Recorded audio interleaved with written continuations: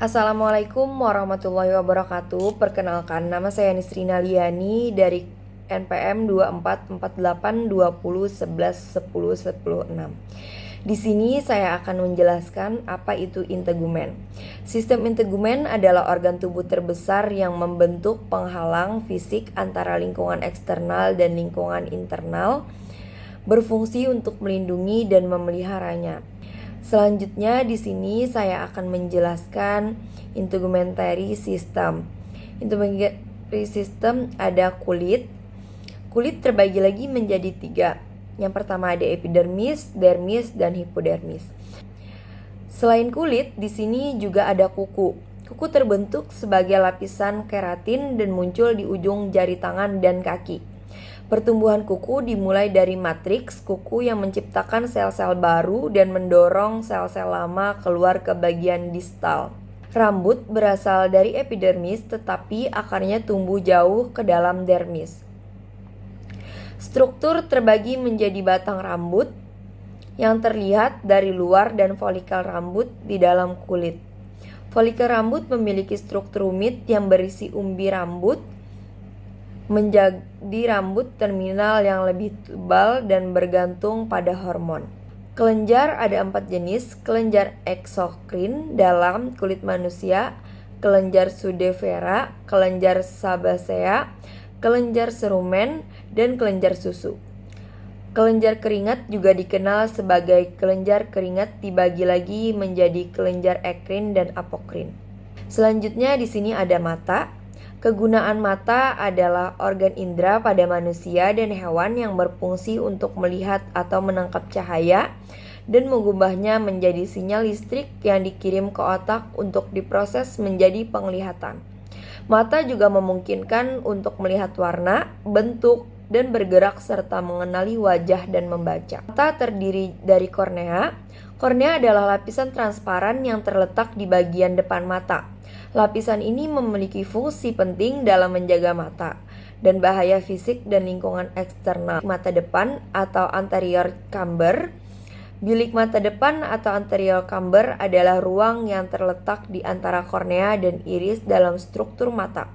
Ruang ini diisi dengan humor aqueous, cairan bening yang memiliki peran dalam menjaga tekanan intraokular yang optimal. Tekanan ini penting untuk menjaga bentuk mata dan memastikan fungsi mata yang normal. Bilik mata dengan juga berperan dalam menjaga kejernihan kornea dan dengan membantu proses penghantaran cahaya. Sklera. Sklera merupakan lapisan luar mata yang kuat dan keras. Fungsi utama anatomi mata ini adalah memberikan dukungan dan melindungi struktur internal mata seperti lensa dan retina. Selanjutnya ada iris dan pupil. Iris adalah bagian dari mata yang memiliki warna dan terletak di antara kornea dan lensa. Peran utama iris adalah mengendalikan ukuran pupil, yaitu lubang di tengah mata, untuk memungkinkan lebih banyak cahaya masuk ke mata, sehingga memungkinkan kita untuk melihat lebih baik dalam kondisi redup. Sebaliknya, saat cahaya terlalu terang, iris akan menyempitkan pupil untuk mengurangi jumlah cahaya yang masuk mata, menjaga agar tidak terlalu silau. Lensa terletak di belakang iris. Lensa memiliki kemampuan untuk merubah bentuk yang disebut akomodasi dan konjungtiva.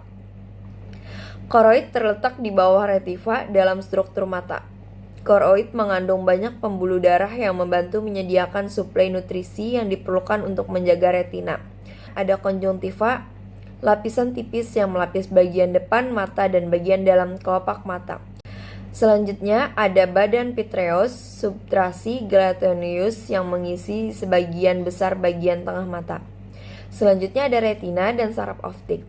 Retina merupakan lapisan dalam mata yang mengandung sel-sel fotoreseptor yang peka terhadap cahaya. Makula, area khusus di retina yang terletak di pusat tapang pada mata. Selanjutnya ada kelopak mata. Kelopak mata untuk melindungi mata dan berperan elemen lingkungan dan potensi bahaya. Di sini saya akan menjelaskan THT, yang kepanjangan dari telinga, hidung, dan tenggorokan. Yang pertama ada telinga. Telinga adalah organ yang penting pada tubuh manusia yang berfungsi untuk mendengar dan menjaga keseimbangan tubuh. Yang kedua ada hidung. Hidung adalah organ pernapasan dan indera penciuman yang terletak di bagian tengah wajah. Fungsinya meliputi menghirup udara, menyaring udara, menghangatkan dan melembabkan udara, serta mendeteksi bau. Yang ketiga ada tenggorokan. Tenggorokan atau faring adalah bagian saluran berotot di leher yang berperan dalam proses pernapasan dan pencernaan. Tenggorokan menghubungkan mulut dan hidung dengan tenggorokan dan saluran pernapasan. Di sini ada gambar telinga. Telinga luar berfungsi untuk menangkap gelombang suara dan mengarahkan ke dalam telinga. Bagian-bagiannya terbagi menjadi pinna, kanalis, dan membran timpan. Selanjutnya ada telinga tengah. Telinga tengah berfungsi untuk mengubah gelombang suara menjadi getaran mekanisme dan mengirimkan ke telinga dalam.